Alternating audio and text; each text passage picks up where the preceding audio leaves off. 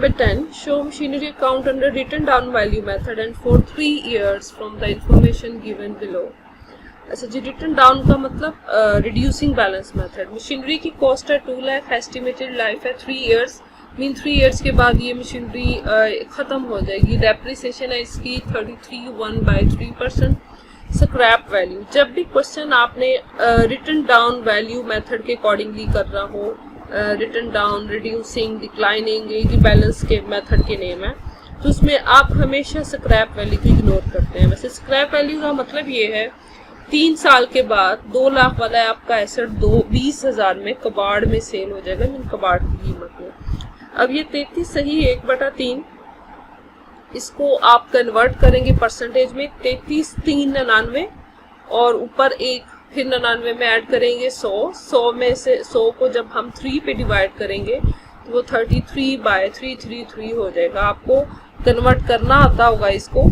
ये मैथ का रूल है कि ये 33 को नीचे वाले के साथ मल्टीप्लाई करते हैं, ऊपर वाले के साथ आप ऐड करते हैं। 33 को 3 के साथ मल्टीप्लाई करते हैं तो 99 आता है, ऊपर वाले के साथ फिर 99 में 1 प्लस करते हैं तो 100 आता है। 100 को फिर नीचे वाले 3 पे डिवाइड करते हैं तो वो 33.333% आती है। ठीक है, एसेट आपका है 2 लाख का, 3 इयर्स का मतलब है, एस्टिमेटेड लाइफ का मतलब आपने 3 साल की डेप्रिसिएशन कैलकुलेट करनी है। इसमें उसने क्वेश्चन में कोई डेट नहीं दी हुई थी, मैंने अपने तौर से 1 जनवरी 2013 लिखी है। अगर आप लिखना चाहें तो ठीक है, ना लिखे तो इस क्वेश्चन में आपकी डेट की कोई मार्क्स नहीं डिडक्ट होंगी क्योंकि क्वेश्चन में डेट मेंशन नहीं है। ठीक है, आप क्या करेंगे, आप 2 लाख का 33.33% लेंगे, वो आपके पास आ जाएगा 66,666। ठीक है, आप क्या करेंगे, इसको माइनस करेंगे 2 लाख में से, तो रिमेनिंग जो आपके पास है वो है 1,33,334। ठीक है, ये आपका रिमेनिंग बैलेंस है। चूंकि रिड्यूसिंग बैलेंस मेथड है तो नेक्स्ट आप इसके ऊपर डेप्रिसिएशन लेंगे, ये नेक्स्ट ईयर का होगा बैलेंस BD। इसी के ऊपर अब आप डेप्रिसिएशन कैलकुलेट करेंगे।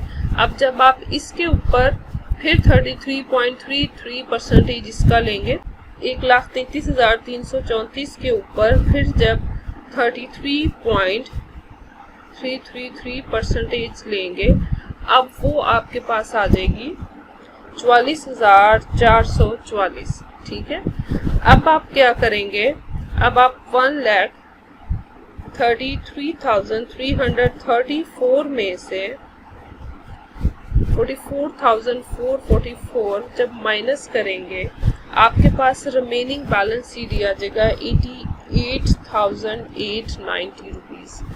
ये वाली साइड का टोटल दोनों तरफ आ जाएगा। ठीक है, ये वाली साइड का टोटल दोनों तरफ आ जाएगा।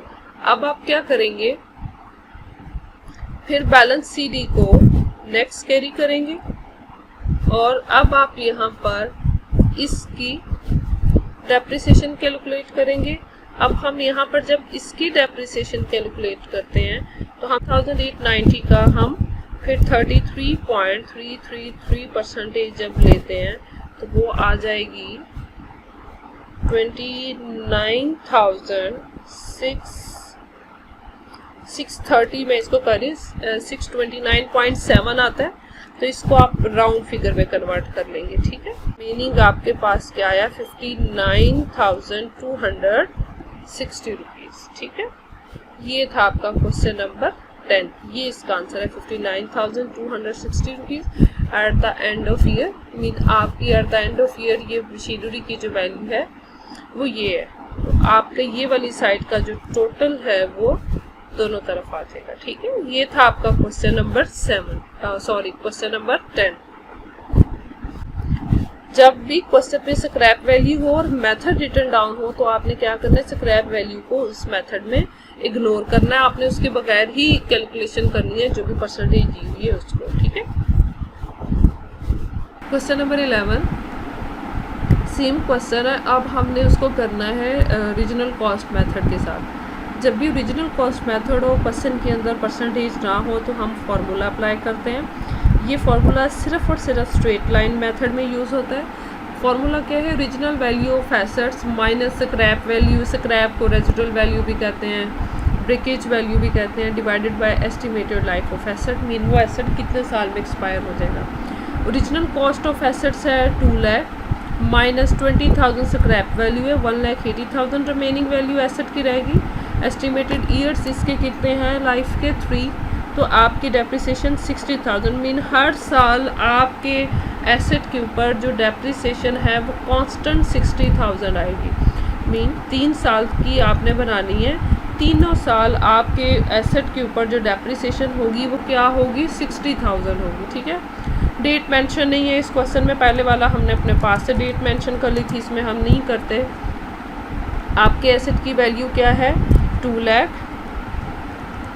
ठीक है, अब आप 2 लाख में से 60,000 माइनस करें तो रिमेनिंग 1,40,000 आपका बैलेंस सीडी है। लाइक ये है आपकी डेप्रिसिएशन और ये है आपका बैलेंस सीडी। ठीक हो गया। स्ट्रेट लाइन के अंदर एस्टिमेटेड लाइफ 3 इयर्स है जैसे, तो 3 इयर्स के बाद इस एसेट की वैल्यू का आंसर वही होगा जो आपकी स्क्रैप वैल्यू का आंसर है। ठीक है, उसको भी हम जस्टिफाई भी कर लेते हैं। वो कैसे? मीन 3 साल बाद इस डेप्रिसिएशन का जो बैलेंस सीडी होगा वो हमारा 20,000 ही आएगा, क्योंकि इस एसेट की 20,000 स्क्रैप वैल्यू और एस्टिमेटेड लाइफ क्या है? 3, मीन 2, जितनी एस्टिमेटेड लाइफ है उसके एंड पे उतना आंसर आएगा। अगर ये एस्टिमेटेड लाइफ 5 होती तो 5वें साल के एंड पे ये एसेट 20,000 का होता है। ठीक है, अच्छा जी, ये हमारा बैलेंस सीडी आ गया। लास्ट ईयर का जो बैलेंस सीडी, नेक्स्ट ईयर का क्या होगा? Balance BD. वैल्यू है 1,40,000। अब आप 1,40,000 में से अगेन 60,000 जो है वो लेस कर दें।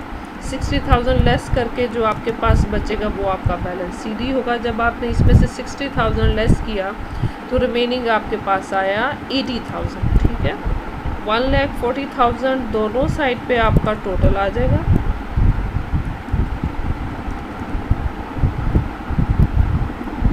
ये बैलेंस सीडी। नेक्स्ट ईयर का क्या होगा? Balance BD. क्या वैल्यू है उसकी? 80,000।